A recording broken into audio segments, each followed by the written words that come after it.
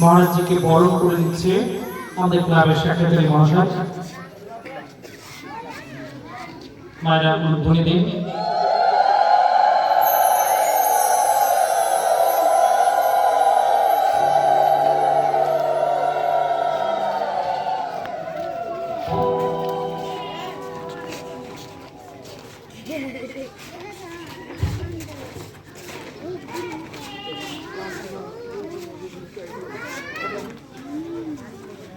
আমি মহারাজের কাছে নিবেদন করব তিনি ওনার মুখ থেকে যেন আশীর্বাদ বচন আমাদের প্রদান করে। আমাদের পরম সৌভাগ্য বলে তিনি উপস্থিত হয়েছেন।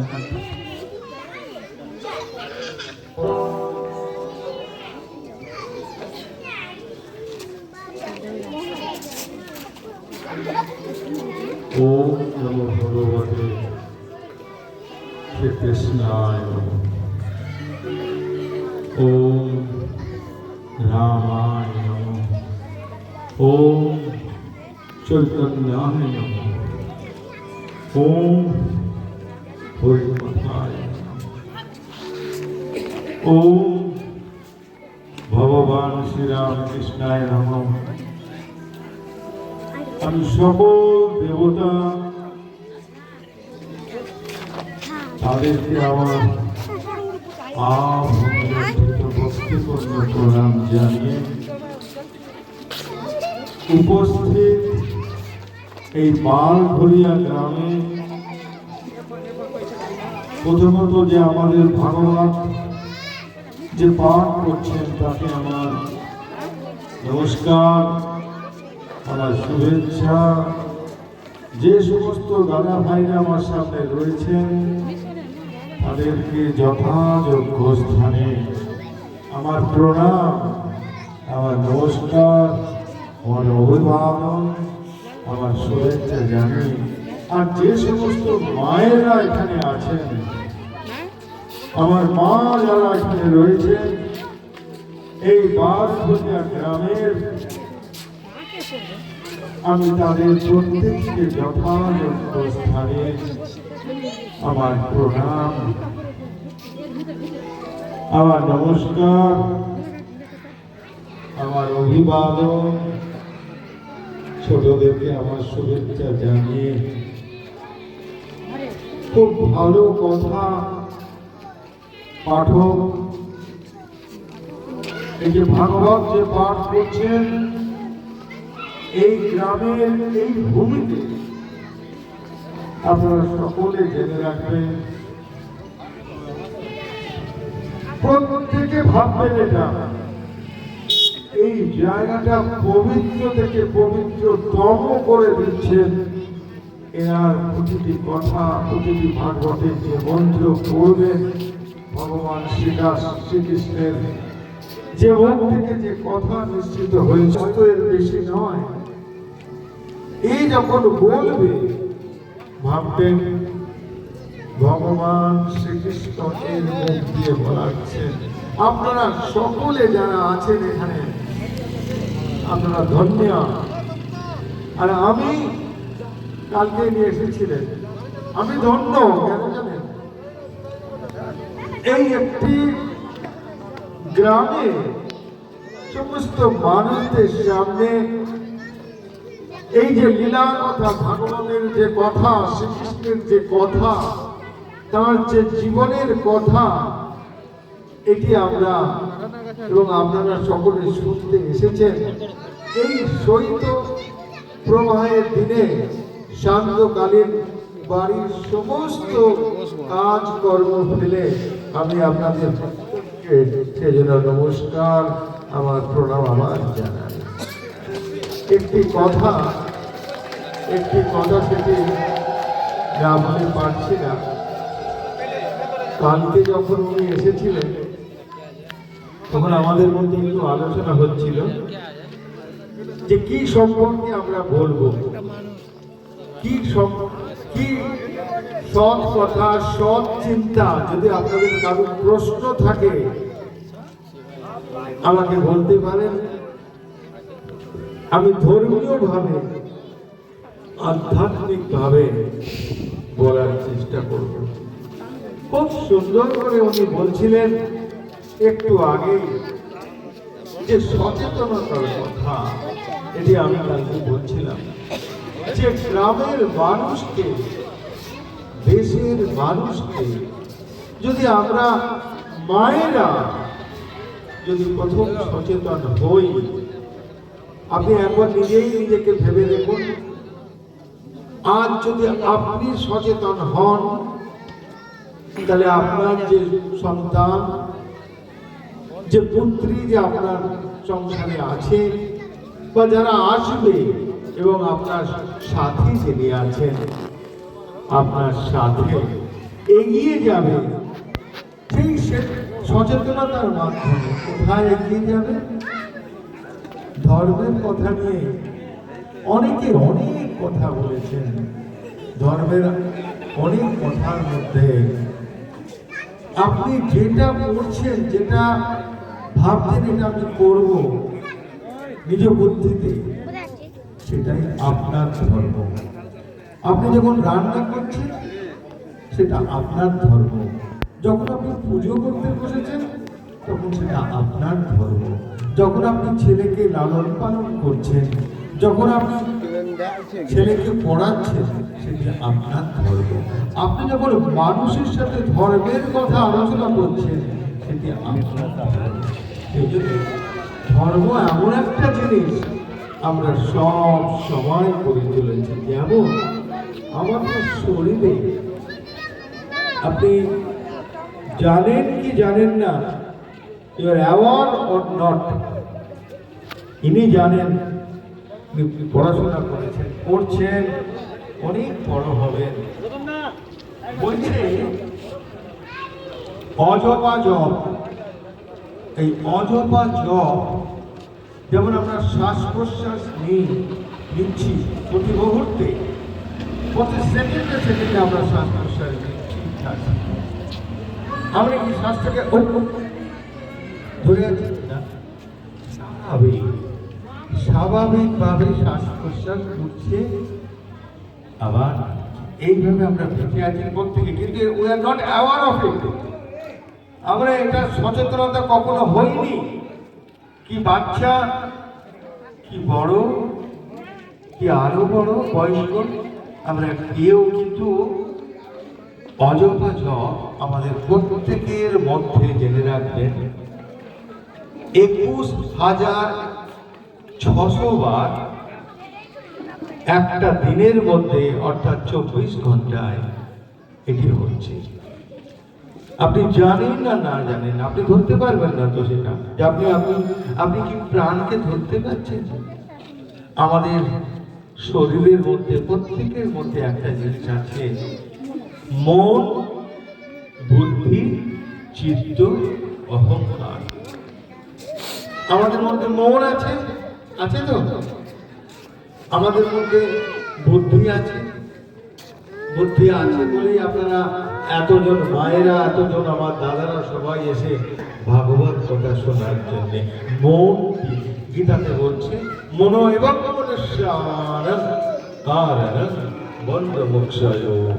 এই মনই হচ্ছে আমাদের সব। যদি মনকে আপনি ঠিক করতে না পারেন, এই যে আপনারা বসে আছেন একটা মন নিয়ে ভাগবত কথা শোনার জন্য, এটি সবাই হয় না, এই সুযোগ সবাই পায় না, তিনি দেন না, তিনি দেন না। এই তো আপনার মালদা শহরে কত গ্রাম আছে, কত জায়গা আছে, কোন জায়গায় এত সুন্দর করে একটি মানুষ ভাগবত পাঠ করছে, আপনারা শুনতে এসেছেন। তো এই যে ধর্মের কথা, সচেতনতার কথা, যেটি আমাদের খুব দরকার আজকের দিনে, যেটি উনি বলছিলেন যে সনাতনের কথা। সনাতনী হচ্ছে আদি, অনন্তকাল, মানে জগৎ থেকে আমরা সৃষ্টি হয়েছি। আমরা তো জানি না কে আগে এসেছে, আপনি আগে এসেছেন না আমি পরে এসেছি না আরো কতজন আসবে, কিন্তু একটা জানবেন, সৃষ্টির যে প্রকরণ, সেই প্রকরণ অনুযায়ী এটা চলে আসছে। আমরা জানি স্বয়ং কৃষ্ণ এখানে এসেছিলেন এই পৃথিবীতে কত লীলা করে গেছেন। এখানে চৈতন্যদেব এসেছেন, হরি এসেছেন, স্বয়ং রামকৃষ্ণ এসেছেন। এই কলিযুগে তিনি একটি মহান তত্ত্ব, একটি মহান জিনিস, যেটি অন্য কেউ পারেনি, যেটি উনি করে দেখিয়েছেন। এই যে এত মায়েরা রয়েছেন, আমার সবাই এখানে বসে আছে, উনি এই যুগে এই কালে ভগবান শ্রীরামকৃষ্ণ আমাদের কি দেখালেন? দেখালেন ভোগ নয়, ভোগ নয়, সমস্ত মানুষকে, পৃথিবীর মানুষকে উনি শেখালেন সেই উপনিষদের কথা। ত্যাগে নৈক অমৃতস্ত মানুষ। আগে ত্যাগ করো, আগে ত্যাগ করতে শেখো। তুমি শেখালেন আমাদেরকে। আর এত কাল ধরে আপনি দেখুন, মায়েদেরকে সকলে ভোগ করে এসেছে, যেন একটা ভোগের বস্তু না। মা ভোগের বস্তু নয়, সেটি রামকৃষ্ণদেব শেখালেন। রামকৃষ্ণদেব আমাদের সকলকে দেখালেন কিভাবে তার যে নিজের স্ত্রী, তাকে বসিয়ে নতুন কাপড় পরিয়ে হাতে ফুল দিয়ে বললেন, হে বালে ত্রিপুরা সুন্দরী, আপনি বলুন তো কোন অবতারে, কোন মানুষ, কোন দেবতা তার নিজের স্ত্রীকে বিয়ে করেছেন, বিয়ে করে তাকে পুজো করেছেন?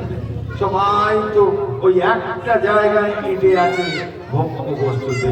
আমার তো মনে হয় আমার মায়েরা পূজিতা, সব সময় পুজো পাবেন আপনারা, সব সময় আপনারা পুজো পাবেন। তবে সংসার করতে গিয়ে যেটুকু সংসারের জন্য দরকার, ঠিক সেইটুকুই আমার মায়েরা এবং আমার দাদারা মিলে যে সংসারে যেটা উৎপন্ন করার যে প্রয়াস, উৎপন্ন করার যে দরকার, সেইটুকুই দরকার। ভগবান আরো বলছেন যে দুটো বাচ্চা হয়ে গেলে ভাই বোনের মতন থাকতে হয়। বলছেন ভগবান স্বয়ং শ্রীরামকৃষ্ণদেব নিজে মুখে বলছেন, আর মা বলছেন আমি সকলের মা, আমি সকলের মা। এই যে আমার সামনে এত মা বসে আছেন, আমি বার আপনাদেরকে প্রণাম জানাই যে আজকে যদি আমাদের মায়েরা ভালো না হতো, তাহলে আমার এই ছেলেরা এত ভালো হতে পারত না। তাই আমি অনুরোধ করব আমার সমস্ত মায়েদের কাছে, আপনারা একটি সুন্দর জীবন গড়ে তোলার চেষ্টা করুন। আর রোজ যেমন আমরা পুজো করি মা দুর্গাকে, মা কালীকে, মা লক্ষ্মী, সরস্বতী, আমাদের অনেকের বাড়িতে রোজ পুজো হয়, আবার শিবেরও পুজো হয়। যে সমস্ত দাদারা আমার এখানে রয়েছেন তারা আমার কাছে শিব তুল্য। তারা যদি ভালো না হতো, তাহলে তাদের যে সহধর্মিণী, যাদেরকে নিয়ে এই যে সংসার চলছে, সেটি ভালো হতো না। তাই মহাদেব যারা এখানে রয়েছেন সবাই মহাদেব তুল্য, সমস্ত পুরুষ মানুষ। আর আমার সামনে যত মা আছে সব মা দুর্গা, মা অন্নপূর্ণা, মা কালীর অংশ বিশেষ, এটি মনে রাখবেন। আর সচেতন আমাদেরকে খুব থাকতে হবে। দিনকাল আরো যত এগিয়ে আসছে, যত আরো আমরা এগিয়ে যাব, আমাদের যে নির্দিষ্ট লক্ষ্য, ভগবান কৃষ্ণ ভাগবতে আছে, কৃষ্ণস্তু ভগবান স্বয়ং। ভাগবতের পুরোটাই হলো ভগবান কৃষ্ণ, পুরোটাই ভগবান কৃষ্ণ। আর সেই কৃষ্ণ ছাড়া আমরা আর কাউকে মনে স্থান দিতে পারি না। দেয় না মানুষ। আমরা হয়তো এর পূজা করি, দুর্গা, শিব, লক্ষ্মী, মহাদেব, সমাজ, গণেশ সকলের পুজো করি, কিন্তু আমরা সেই ভগবান কৃষ্ণের কথা সব সময় আমাদের মস্তিষ্কে থাকে, আমাদের মনে থাকে, আমাদের বুদ্ধিতে থাকে, আমাদের চিত্তে থাকে। তাই ভগবান তিনি স্বয়ং স্বয়ং আমি সেই ভগবান শ্রীকৃষ্ণকে বারবার প্রণাম জানাই। আপনারা যে সমস্ত দাদারা আমার রয়েছেন শিবতুল্য এবং মা দুর্গা, মা অন্নপূর্ণা তুল্য আমাদের যে মায়েরা রয়েছেন, তাদের বলি সংসার করতে গেলে একটু ঝড়, একটু ঝাপটা, একটু দুঃখ, এগুলো তিনিই দেন। তিনি অর্থাৎ সেই ভগবান ঈশ্বর, তিনিই দেন। আবার তিনি এত সুন্দর আপনাদেরকে একটা নতুন দিশা দেখাবেন, যেটি আপনি আগে কখনো পাননি। আমার সংসারটা দেখবেন ভালো চলছে। তাই আমি প্রত্যেক মানুষকে বলি, আর যদি এই জিনিসটা করতে পারেন, আমি ছোট্ট করে একটা বলি, ইটস লাইক এ ট্যাবলেট। যেমন আমরা যখন আমাদের শরীর খারাপ হয় তখন আমরা ওষুধ খাই শরীরটাকে সুস্থ করার জন্য, তেমনি মনেরও খোরাক আছে, আছে তো মনটা ভালো রাখার জন্য। মনের খোরাক হচ্ছে আমি যেটা অনুধ্যান করে, অন্বেষণ করে, বিশ্লেষণ করে, ত্যাগ তপস্যার ব্রতী হয়ে যেটি পেয়েছি, বলছে সত্য কথা বলে তপস্যা। এটি একটি মহাবাক্যের মতো। সত্য কথা যদি আমরা বলি, বলতে চেষ্টা করি, যখন আমার মায়েরা সত্য কথা বলতে শিখবে, বলবে, আমরা অজান্তে বলে ফেলি মিথ্যাটা। মিথ্যা বলে কিছু নেই, একমাত্র সৎই আছে। তাই সত্য কথা কলি তপস্যা, এটা একটা মহাবাক্যের মতো। মা বলছেন, মা সারদা অর্থাৎ মা লক্ষ্মী, কালী, তিনি বলছেন কখনো কারোর দোষ দেখবে না। আপনি দেখবেন সংসারে আমরা সবাই সকাল থেকে এ কি করেছে, ও কি করেছে, তা কি করেছে, এটা করলে ভালো হতো, ওটা করলে না। একটু অভ্যাস করে দেখুন, এই যে ভাগবত পাঠ করছেন, আপনারা শুনতে এসছেন, এর তো একটা উদ্দেশ্য আছে। আপনাকে ভালো হতে হবে। স্বামীজি বলছেন, স্বামীজি বলছেন আগে তুমি ভালো হও, এটি একটি মহাবাক্য। আর চতুর্থ মহাবাক্য হচ্ছে, আমরা এই যে প্রত্যেকে যে কর্মটা করি, সবটাই আমাদের সকাল কর্ম হয়ে যায়।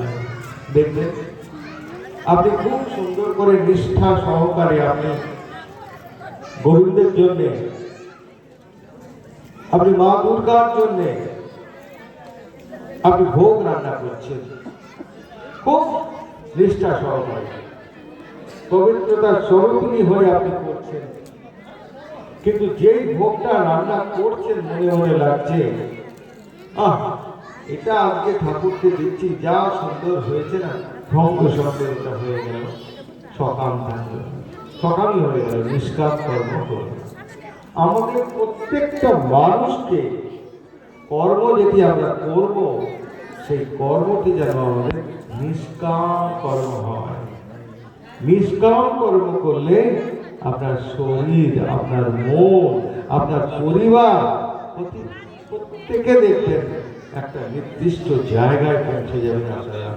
আর সমস্ত অবতার ভগবান শ্রীরামকৃষ্ণদেব সকলের এক কথা বলতে, সব শিয়ালের এক রাত। এটা তো শুনেছেন, যখন শিয়াল যখন ডাকে গ্রামে গঞ্জে, এখন তো সেটি খুবই শিয়াল ডাকে, ভালো লাগে যে সবাই ডাকছে এক শব্দ হুক্কা হওয়া হুক্কা হওয়া হুক্কা হওয়া। আর বলছে কি যে আমাকে ভালো হতে হবে, আমাকে আমাকে অন্যকে কি বলছে, কে নিন্দা করছে, কে আরো খারাপ চিন্তা করছে, আমার দরকার নেই। আমি যদি ভালো হই, বলছে নিষ্কাম কর্মের মাধ্যম দিয়ে আপনার যে চরম পরম লক্ষ্য, আপনার লক্ষ্যটা কি? শুধু সংসার করা না, শুধু ভালো করে একটু বাড়িতে মানে আমাদের শিব যারা আছে তাদেরকে রান্না করে খাওয়ানো আর বাচ্চাদেরকে একটু পালন করা না, আমাদের সকলের উদ্দেশ্য সেই চরম পরম লক্ষ্য যেটা আমরা জানি না, আমরা জানতে চেষ্টা করি না, তিনি জানতে দেন না, সেই ঈশ্বর ভগবান। আমি তো সেই আত্মা, আত্মস্বরূপ। এটা তো আপনি হয়তো কখনো শুনেছেন বা কোথাও পড়েছেন। এই বাবাজি যখন বলবে তখন তত্ত্ব কথার মধ্যে এগুলো আসবে, যে আমি কে, আমি কোথা থেকে এলাম, আমার কি পরিচয়, সেটা বলবেন। আমার পরিচয় কি একটা জামদানি শাড়ি পরে থাকা না, আমার পরিচয় কি একটা সাফারি পরে থাকা না, আমার পরিচয় কি গায়ে একটা সুন্দর শাল দিয়ে সুন্দর জুতো পরে ঘুরে বেড়াচ্ছি, আমার কি সেটাই পরিচয় না। আমাকে এই জায়গায় পৌঁছতে হবে, তার কিছু উপায় আছে, তার কিছু পথ আছে, সেইগুলোকে আমাদের এগিয়ে এগিয়ে যেতে হবে। একটা একটা মত, একটা একটা পথ। আর সমস্ত মহারাজরা, সমস্ত সাধুরা, সমস্ত দেবতা দেবী সকলে বলে গেছে যে মতই হলো পথ। তা আমাদের এই জায়গায় পৌঁছতে হবে সবাইকে, যে মনুষ্য জীবনের উদ্দেশ্যটা কি? মনুষ্য জীবনের উদ্দেশ্য ঈশ্বর লাভ। আমি তো ভগবানকে কখনো দেখিনি, আপনি তো ভগবানকে কখনো দেখেছেন? কিন্তু একজন বলেছেন, বলুন কে বলেছেন যে হ্যাঁ আমি ঈশ্বরকে দেখেছি, আমি তোকে ঈশ্বরের সাথে কথা বলে দিতে চাই। বলুন, তাহলে বলবো হ্যাঁ আপনারা পড়ছেন। Very good, thank you. Sri Ramakrishnadev স্বামীজিকে বলেছিলেন, কখন? স্বামীজির বয়স তখন 18 কি 19। উনি তখন আপনার বেদ পড়ছেন, ইতিহাস পড়ছেন, ফিলোসফি পড়ছেন, ন্যায় শাস্ত্র পড়ছেন, সমস্ত কিছু জ্ঞানের আকর তিনি। সেই মানুষটা যখন একজন প্রিন্সিপাল সাহেবের কাছে গেছেন, যে হোয়াট ডাজ ইট মিন, মানেটা কি সমাধির, সমাধির মানেটা কি, what does it mean by trance, trance মানে সমাধি। সমাধিটা কি? সমাধি তো আপনারও হতে পারে, সমাধি আপনারও হতে পারে।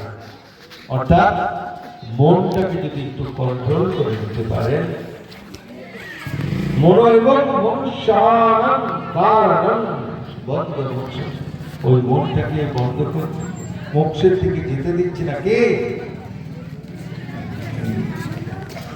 আমরা যেটা বলি, মনটাকে যদি আপনি শুদ্ধ করতে পারেন, যদি আপনার চিন্তাটা শুদ্ধ হয়, তাহলে কিন্তু আপনি নিজেই বুঝতে পারবেন যে আপনি কোথায় আছেন। আপনি কিন্তু ঘরে রান্নাও করেছেন, সকালে পুজো করেছেন, দুপুরে অন্ন প্রসাদও নিয়েছেন, আর বিকেলে আপনি ধ্যান করছেন, একাগ্র হয়ে গেছেন। এটা হয়, এটা হবে তখন আপনার মনটা ঠিক থাকবে।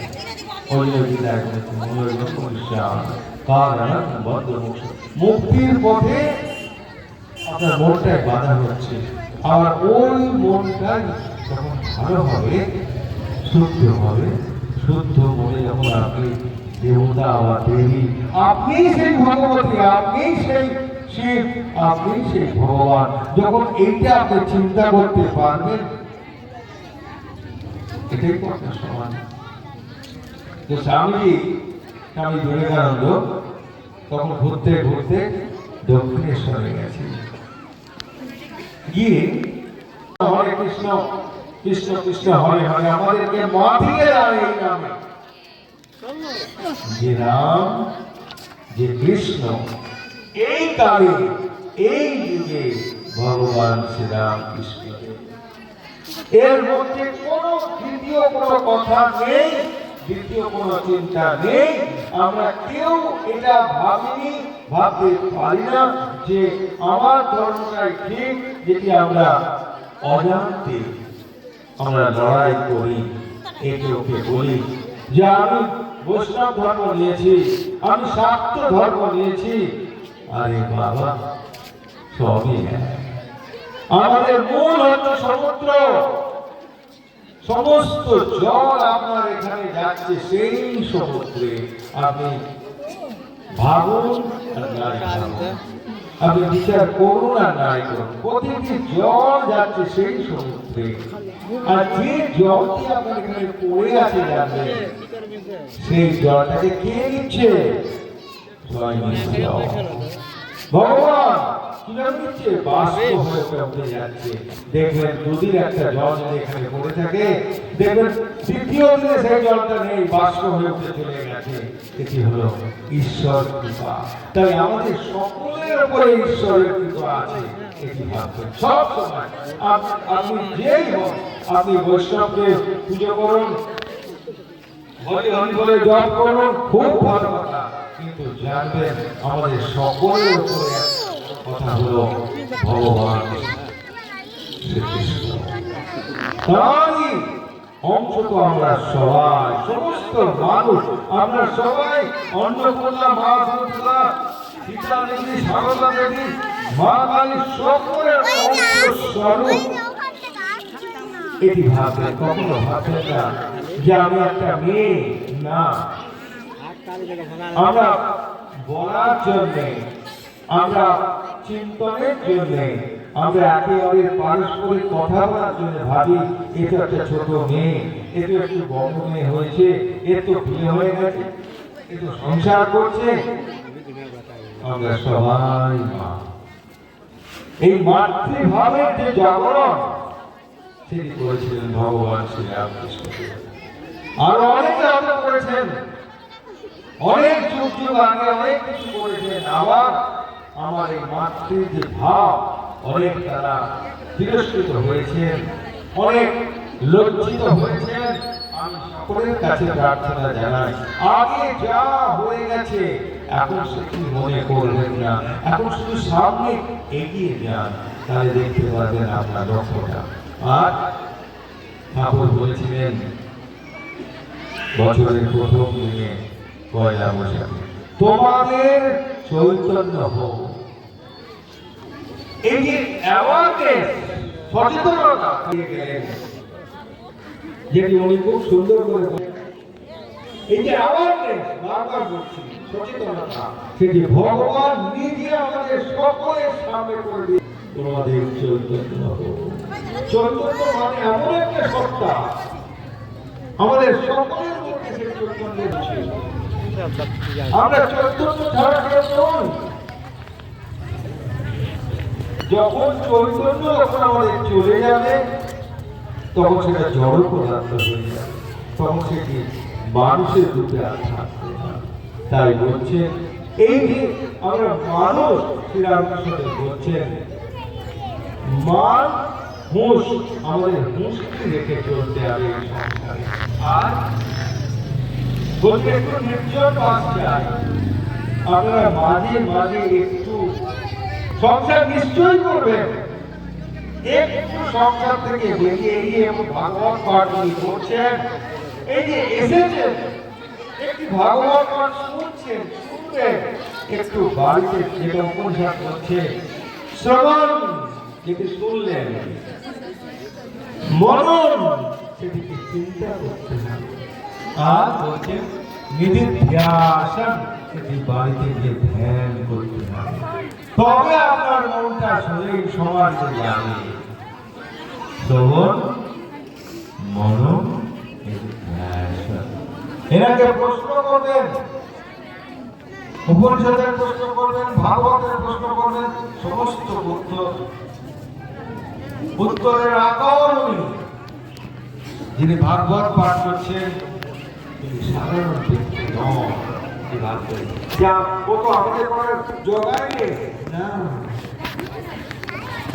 তো ভগবানের একটা অংশ নিয়ে কথা বলছে স্বয়ং ভগবান শ্রীকৃষ্ণ। এটি বারবার আর স্বামী বিবেকানন্দ বলছেন, সবাই বলে গেছে এই যুগের কালের মধ্যে। আমি তাই বলছি, স্বামী বিবেকানন্দ আগে সবাই বলছে মানুষকে ভালোবাসো, মানুষই দেবতা, মানুষই দেবতা। আপনি একজন দেবী, যখন আরেকজন মানুষকে আপনি ভালোবাসতে পারবেন, আনন্দ দিয়ে তাকে রাখতে পারবেন, তখন আপনি সেই লক্ষ্যে আমি কৃতজ্ঞ এই মানুষটার কাছে যারা গিয়েছিলেন। কালকে 4 জন আমাদের কালীবাবু গিয়েছিলেন। আমি অত্যন্ত শ্রদ্ধা করি কালীবাবুকে। আমার শরীর খারাপ ছিল, আজ অত্যন্ত খারাপ কালকে থেকে। যাই হোক, আমি কথা দিয়েছিলাম যেখানে ভাগবত পাঠ হচ্ছে আপনি করবেন, আমি যাবো, এই শরীরটা যাবে, কিন্তু তো যাই হোক, ভগবান শ্রীরামকৃষ্ণ দেব নিজে এই কালের যিনি ভগবান, যিনি কৃষ্ণ, যিনি রাম, যিনি সমস্ত কিছু দেব দেবীর আকর, সেই মানুষটা আমাদেরকে সচেতন করে দিয়ে গেছেন। এই কালে সকলকে আমার তোমাদের চরিত্র আমি প্রার্থনা জানাচ্ছি স্বয়ং ভগবান কৃষ্ণের কাছে, স্বয়ং রাধা রানীর কাছে, সমস্ত দেব দেবীর কাছে আপনাদের জন্য প্রার্থনা করছি। আপনাদের সকলে ঈশ্বরে দেব দেবীর প্রতি মতিগতি হোক, এটি আমার বিশেষ প্রার্থনা। আমরা সেই যে লক্ষ্য ঈশ্বর লাভ, সেই পথে যেন আমরা এগিয়ে যেতে পারি। অনেক শুধু কিছু নয়, মনটাকে একটু শুদ্ধ রাখবেন, সংসারে ভালো থাকবেন, সকলকে ভালো রাখবেন, দেখবেন আপনি ভালো থাকবেন। স্বামীজি বলছেন একটা কথা,